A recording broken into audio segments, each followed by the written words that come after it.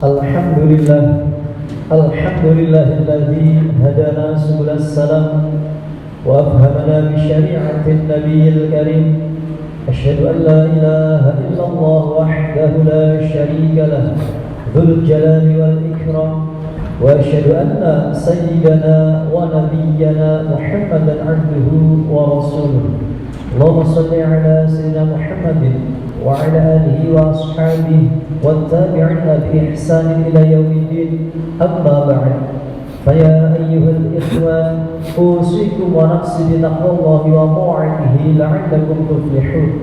قال الله تعالى في القرآن الكريم: أعوذ بالله من الشيطان الرجيم. بسم الله الرحمن الرحيم. يا أيها الذين آمنوا اتقوا الله وقولوا قولا سديدا يصلح لكم أعمالكم ويغفر لكم ذنوبكم ومن يطع الله ورسوله فقد فاز فوزا عظيما. وقال أيضا: يا أيها الذين آمنوا اتقوا الله حق تقاته ولا تموتن إلا وأنتم مسلمون. صدق الله العظيم. Ma'asyiral muslimin, jamaah salat Jumat rahimakumullah. Marilah kita panjatkan puji syukur kehadirat Allah Subhanahu wa taala atas segala limpahan rahmat, karunia dan nikmat-Nya, sehingga pada siang hari ini kita masih diberikan kekuatan, kita masih diberikan kesehatan untuk bersama-sama melaksanakan kewajiban kita, yakni melaksanakan salat Jumat berjamaah. Kemudian salawat ma'assalam semoga senantiasa tercurah limpahkan kepada junjungan kita baginda Nabi Muhammad sallallahu alaihi wasallam, kepada keluarganya, para sahabatnya, dan juga semoga kita salah umatnya mendapatkan syafa'atul uzma kelak yaumil qiyamah. Amin amin ya rabbal alamin. Kemudian lalu bapak berwasiat, marilah kita senantiasa tingkatkan kualitas keimanan dan ketakwaan kita kepada Allah Subhanahu wa taala. Ma huwa taqwa? Yakni imtithalu awamirillah wa ijtinabu nawahihi, yaitu dengan menjalankan segala perintah-perintah Allah dan menjauhi segala apa yang dilarang oleh Allah Subhanahu wa taala. Ma'asyiral muslimin, jamaah salat Jumat rahimakumullah. Allah Subhanahu wa taala menciptakan kita dengan bentuk yang terbaik. Jasad kita, fisik kita Allah ciptakan dan begitu indah, dengan segala organ tubuh yang ada di dalamnya yang berfungsi sesuai dengan tugasnya.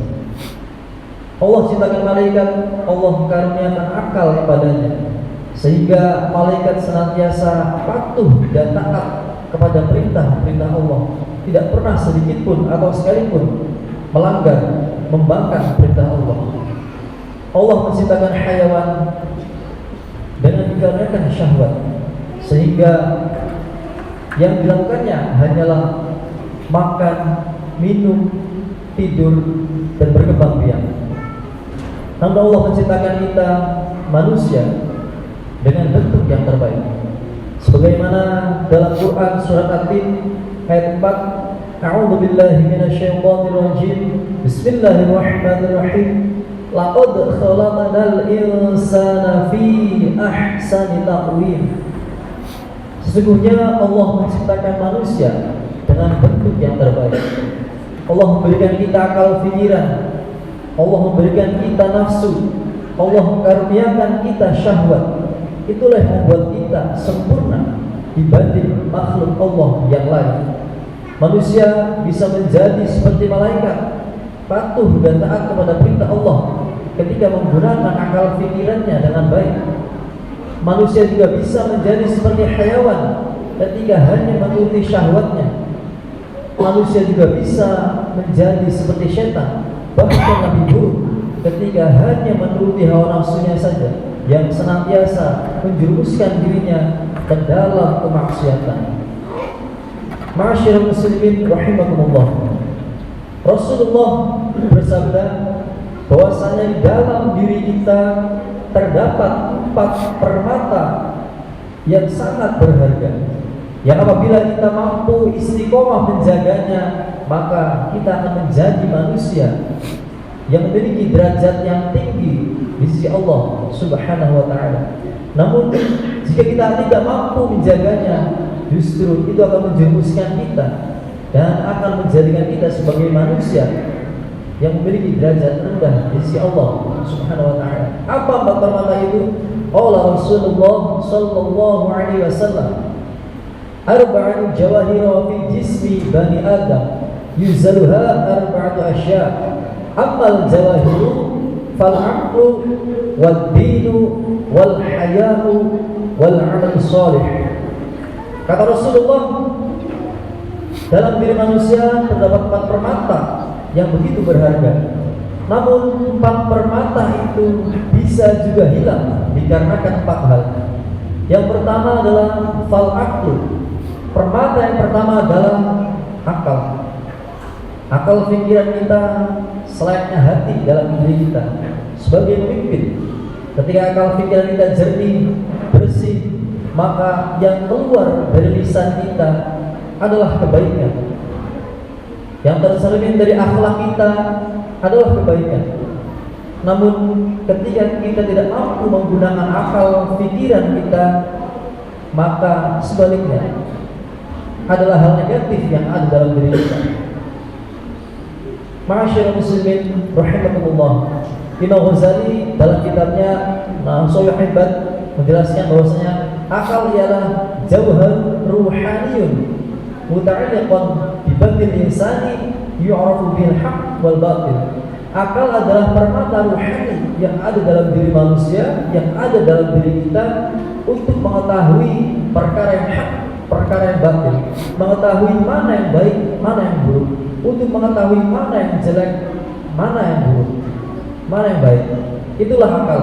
Allah menciptakan dunia dan isinya dengan begitu banyak ilmu di dalamnya. Mari kita gunakan akal kita untuk mempelajari ilmu-ilmu Allah. Dan di antara ilmu yang wajib untuk kita pelajari adalah ilmu agama. Masyaallah muslim rahimahullah, permata pertama adalah akal. Namun akal bisa hilang. Rasulullah bersabda, "Fal ghadabu yuzilul aqla." Sifat amarah, nafsu amarah akan dapat menghilangkan akal pikiran kita yang jernih. Karena ketika diri kita sudah dipenuhi dengan rasa marah, dipenuhi dengan nafsu amarah, maka diri kita, dari lisan kita, tangan kita, kaki kita spontan hanya akan melakukan perbuatan-perbuatan yang buruk ketika akal pikiran kita dikalahkan oleh nafsu amarah kita. Oleh karenanya ulama bersabda, ulama berpendapat bahwasanya tuba liman aqluhu amirun wa hawahu asirun. Berbahagialah bagi orang yang mampu mengendalikan akal pikirannya sebagai pemimpin dan menjadikan hawa nafsunya sebagai budaknya. Semoga kita semua termasuk sebagai orang yang mampu mengendalikan akal pikiran kita sehingga permata yang ada dalam diri kita dapat terjaga dengan baik. Ma'asyiral muslimin rahimakumullah. Kemudian permata yang kedua adalah ad-din, agama, dinul Islam, agama kita, yakni agama Islam. Agama Islam atau agama merupakan norma, aturan yang menjadi pedoman hidup kita dalam menjalani kehidupan ini, terutama dalam menjalani hubungan kepada Allah Subhanahu wa taala dan juga hubungan kepada sesama manusia. Dari mulai bangun tidur sampai tidur kembali, kehidupan kita semuanya diatur oleh agama. Agama mengatur dari hal yang terkecil sampai yang besar. Agama mengatur semuanya. Karena dengan agama hidup kita menjadi mudah, hidup menjadi indah. Dengan sholat berjamaah hidup menjadi lebih indah. Dengan saling tolong-menolong kepada sesama, hidup kita akan menjadi lebih mudah. Ma'asyiral muslimin rahimakumullah. Namun agama juga bisa hilang. Rasulullah melanjutkan, wal hasadu yuzilud din. Sifat hasud iri, dengki itu dapat menghilangkan agama. Hasud diartikan sebagaimana iyyakum wal hasad. Al hasad ya'kulul hasanat kama ta'kulun narul khatar.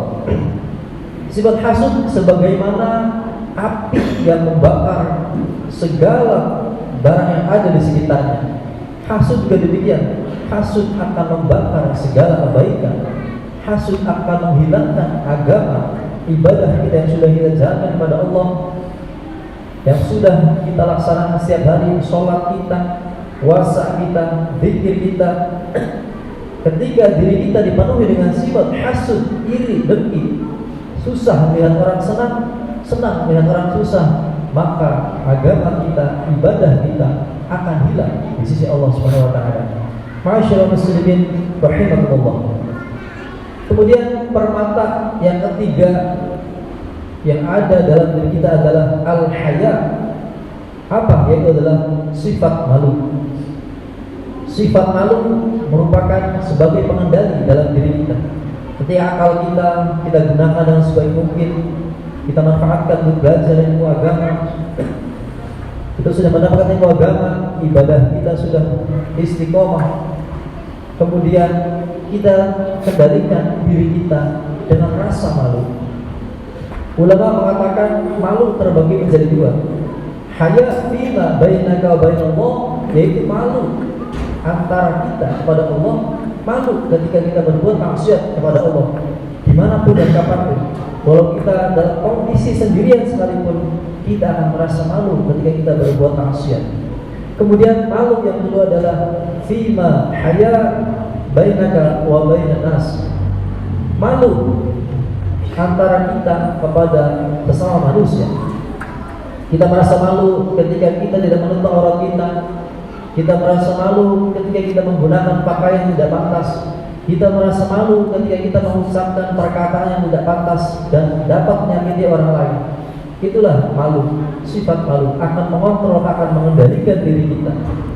Namun sifat malu juga bisa hilang. Rasul menunjukkan sifat malu bisa hilang karena sifat tama. Wa tama'u yuzilul haya. Sifat tama dapat menghilangkan rasa malu. Kita yang sudah mampu mengendalikan diri kita, rasa malu kita, namun ketika kita memiliki sifat tama, rakus, maka rasa malu itu akan hilang. Kita dikendalikan oleh sifat tama, mengambil barang yang bukan milik kita, mengambil hak orang lain, mengambil jatah orang lain, merasa tidak pernah puas atas apa yang diberikan oleh Allah, sehingga kita meraup mengambil jatah atau milik orang lain, sehingga itu akan menghilangkan rasa malu yang ada dalam diri kita. Ma'asyiral muslimin jamaah sidang Jumat rahimakumullah. Kemudian permata yang terakhir, yang keempat adalah wal amal shalih, amal shalih. Ketika kita sudah menggunakan akal pikiran kita dengan baik, kita gunakan belajar ilmu agama, kita sudah mendapatkan ilmu agama, istiqomah ibadah kita, puasa kita, sedekah kita, kemudian kita sudah mampu mengendalikan diri kita yang diselimuti rasa malu kepada Allah, malu kepada sesama, maka outputnya adalah amal soleh. Seperti halnya dalam Quran surah Asr, A'udzu billahi minasyaitonir rajim. Bismillahirrahmanirrahim. Wal 'asri innal insana lafi khusr illa alladziina aamanu wa 'amilus shalihat. Jadi merugi kecuali orang yang beriman dan juga beramal soleh. Amal soleh merupakan output dari semuanya, penting bagi kita, terutama dalam menjalani kehidupan di dunia ini. Bagaimana hubungan kita dengan sesama, dengan tetangga kita, dengan kawan kita, di kantor kita, di rumah kita, di lingkungan kita. Semoga kita semua senantiasa tingkah laku kita semuanya didasarkan dengan amal soleh. Namun amal soleh juga bisa hilang. Rasulullah melanjutkan, wal ghibatu yuzilu amal soleh. ghibah dapat menghilangkan amal soleh. Ghibah merupakan kata yang sudah tidak asing bagi kita. Terkadang terdengar ringan, namun bahaya yang ditimbulkan, bahaya yang diciptakan dosa dari ghibah begitu sangat luar biasa, begitu sangat besar. Sehingga amal soleh yang kita kerjakan setiap hari, setiap saat, setiap waktu itu bisa hilang ketika kita senantiasa melaksanakan ghibah. Dengan ghibah berarti kita sudah menyakiti perasaan orang lain. Dikisahkan pada Nabi Isa suatu ketika bertemu dengan iblis. Kemudian Nabi Isa melihat iblis membawa di tangan kanannya madu dan kemudian di tangan kirinya adalah abu atau pasir.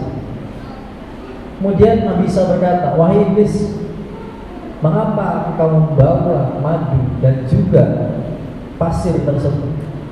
Iblis menjawab bahwa saya Isa alaihissalam, aku bawa madu karena madu ini akan digunakan untuk melumuri mulut-mulut orang yang senantiasa berghibah. Oleh karenanya semakin mereka berghibah, semakin membicarakan orang lain, semakin lama semakin banyak, maka akan semakin terasa manis karena iblis jadinya sedang melumurinya dengan madu. Kemudian untuk apa pasir tersebut ya iblis? Aku membawa pasir ini untuk kutaburkan kepada wajah-wajah anak yatim sehingga orang yang melihatnya akan merasa benci. Demikianlah ghibah begitu sangat berbahaya. Terasa ringan, terasa kecil, terasa sangat familiar, namun bahayanya akan begitu besar. Ma'asyiral muslimin rahimakumullah. Semoga kita semua yang ada di sini beserta seluruh keluarga kita semua mampu menjaga permata yang ada dalam diri kita mampu menjaga akal kita, istiqomah dalam agama kita, istiqomah beribadah. Kemudian kita jaga rasa malu kita, malu kepada Allah, malu kepada sesama manusia. Dan kita termasuk orang-orang yang senantiasa beramal soleh, sehingga menjadikan kita sebagai orang-orang yang memiliki derajat tinggi di sisi Allah Subhanahu wa ta'ala. Barakallahu li wa lakum fil Qur'anil 'azim wa nafa'ani wa iyyakum bima fihi min al-ayati wal hikam. Aqulu qawli hadza wastaghfiruhu innahu huwal ghafurur rahim. Allahumma shalli 'ala sayyidina Muhammad wa 'ala ali sayyidina Muhammad.